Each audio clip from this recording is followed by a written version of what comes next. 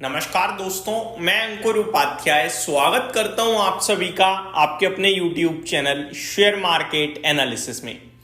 दोस्तों, बाजार की बात करना चाहूंगा। सबसे पहले बड़ा इंटरेस्टिंग हुआ है।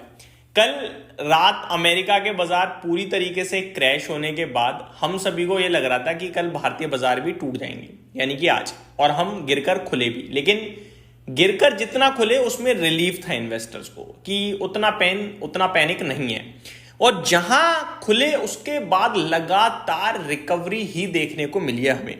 अगर करंट सिचुएशन की बात करूं तो 22,500 के ऊपर खड़ा है निफ्टी। 3:04 का समय हो रहा है।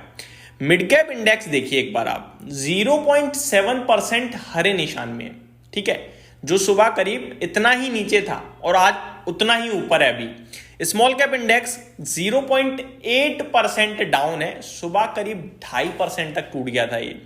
बैंक निफ्टी हालांकि प्रॉब्लम में, उसका एक अपना पर्टिकुलर रीजन है, इंडसइंड बैंक। 26% क्रैश हो जाए अगर कोई स्टॉक किसी इंडेक्स का, तो फिर मैटर बड़ा हो जाता है। वहीं सेंसेक्स, निफ्टी और मिड कैप इंडेक्स हरे निशान में है। स्टिल मार्केट ब्रेथ खराब है।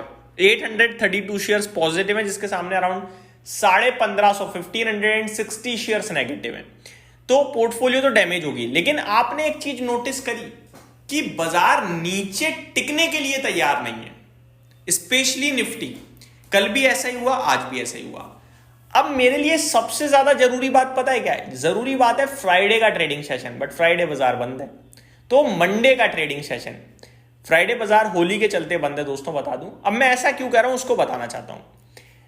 22,400 22,500 पे पुट राइटिंग हो रही है। ये चीज मैंने आपके साथ लास्ट फ्राइडे से ही शेयर करना शुरू कर दी थी। करंट सिचुएशन में 22,400 के नीचे निकले हम इंट्राडे बेसिस पे आज भी और कल भी, लेकिन तुरंत ऊपर आ गए। यानी 22,400 का पुट जो राइटर है, पुट राइटर, वो पोजीशन छोड़ने को तैयार नहीं है, वहां और पोजीशंस बन रही हैं। वहीं अगर मैं दूसरी तरफ FIIs के डेटा की तरफ नजर डालूं तो कैश मार्केट में जो सेलिंग बड़ी हो रही थी, वहां कम लिक्विडिटी दिख रही है। उतना नहीं दिख रहा है कि बहुत हैवी मार्जिन से सेलिंग हो रही है, छोटा कामकाज हो रहा है वहां पे।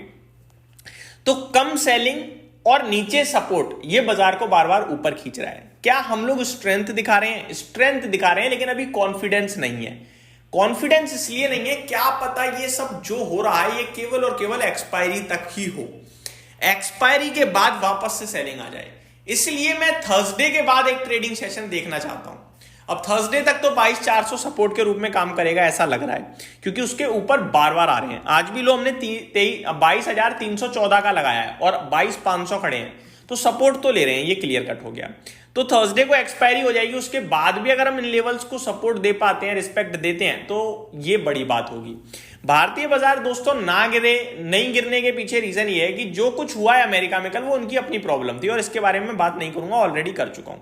अब आ जाते हैं थोड़ा स्टॉक स्पेसिफिक। सबसे पहले इंडसइंड बैंक। एक बात आपको बताना चाहूंगा, इंडसइंड बैंक के शेयर में हुआ क्या है, कुछ डेरिवेटिव खातों में गड़बड़ी आई है, जिसकी वजह से कंपनी के प्रॉफिट पे करीब 1,500 करोड़ का इंपैक्ट आएगा। कितना? ध्यान से सुनिएगा एक क्वेश्चन। 1,500 करोड़ के समथिंग। कंपनी का मार्केट कैप पता है कितना टूटा है? केवल आज की बात करूं तो लगभग 16,000 करोड़। इनफैक्ट एक रिपोर्ट निकाली है मनी कंट्रोल ने, जिसकी हेडलाइन मैं सिर्फ बताना चाहूंगा। IndusInd bank loses nearly ₹80,000 crore market cap from January 2024 peak.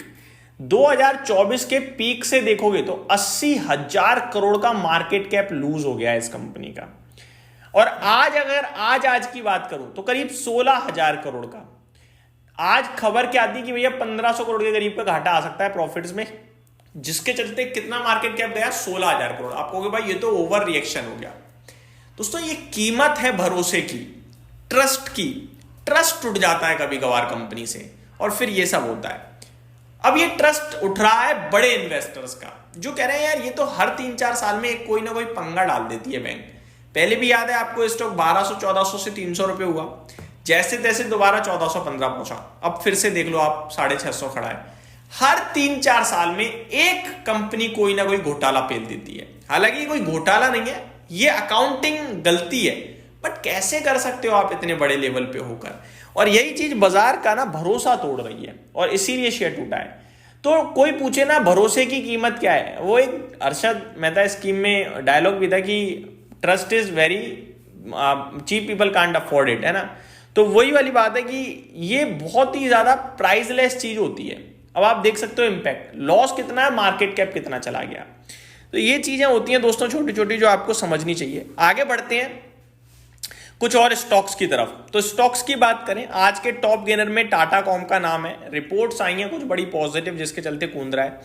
कच्चे तेल में गिरावट के चलते चेन्नई पेट्रो एक बार फिर 7.5% उछला है। पेटीएम में तेजी है। कल मैंने पेटीएम और जियो और आपका भारतीय एयरटेल, फिनो पेमेंट बैंक, इन सब के ऊपर वीडियो भी बनाई थी, एक डिटेल वीडियो, कि आरबीआई लाइसेंस दे सकता है इन पेमेंट बैंक्स को स्मॉल फाइनेंस बैंक के लिए, जिसमें सबसे ऊपर नाम है इंडिया पोस्ट पेमेंट बैंक का, जो कि अभी लिस्टेड नहीं है। और लिस्टेड स्पेस में सबसे अव्वल नाम आ रहा है फिनो पेमेंट बैंक का, जिनको प्रोबेबिलिटी सबसे ज्यादा है कि इन्हें लाइसेंस मिल जाएगा, और मिलता है तो इनके लिए बड़ा पॉजिटिव होगा। लेकिन आज अक्रॉस सेगमेंट तेजी दिख रही है। टॉप लूजर्स में दोस्तों इंडसइंड बैंक ही नहीं है, और भी है। नुवामा वेल्थ मैनेजमेंट 7.25% क्रैश, त्रिवेणी टर्बाइन, जैनसा अटैक, बंधन बैंक। इंडसइंड बैंक में आज 6,500 करोड़ का टर्नओवर हुआ है, 27% क्रैश है।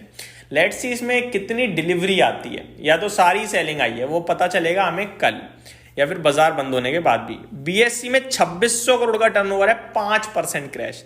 जोमेटो में 2300 करोड़ का टर्नओवर, इन्फोसिस में 1850 करोड़ का। आज फंड फ्लो ज्यादा दिख रहे हैं दोस्तों। आज मार्केट में जब क्लोजिंग होगी तो हमें एफआईडीआईज का डेटा इंटरेस्टिंगली देखना होगा कि कितना कहां पे क्या हुआ है, क्योंकि आज फंड फ्लोज बाजार में दिख रहे हैं, लिक्विडिटी दिख रही है दबा के, और नीचे से ऊपर आए हैं, ये पॉजिटिव भी लग रहा है। स्टॉक्स की बात करें तो पीएनबी की तरफ से एक खबर है, Fitch affirms bank at BBB- stable upgrades to VR to BB-। Polymedicure की खबर है, यह है कि company receives MDR certification for 54 products. Stock 5% नीचे दिख रहा है। लेकिन बैंक ऑफ इंडिया के लिए भी फिच की रेटिंग आते हुए दिख रही है, अपग्रेड हुआ है ये भी, और यूनियन बैंक को भी अपग्रेड किया गया है। वारे रिन्यूएबल की तरफ से खबर है कि ऑर्डर मिला है, company wins order worth 740 crore, बड़ा ऑर्डर मिलता हुआ दिख रहा है दोस्तों। KIOCL और NMDC के लिए भी कुछ खबरें आते हुए दिख रही हैं। There is no decision on company and NMDC। अच्छा, इनका मर्जर को लेकर कोई डिसीजन नहीं हुआ है। तो ये कुछ बड़ी खबरें आते हुए दिख रही हैं जो मैंने आपके साथ शेयर करी। यहीं समाप्त करते हैं इस वीडियो को। उम्मीद करता हूँ डिटेल्स डेटा पसंद आया होगा। Thank you so much for watching this video. Have a great day guys.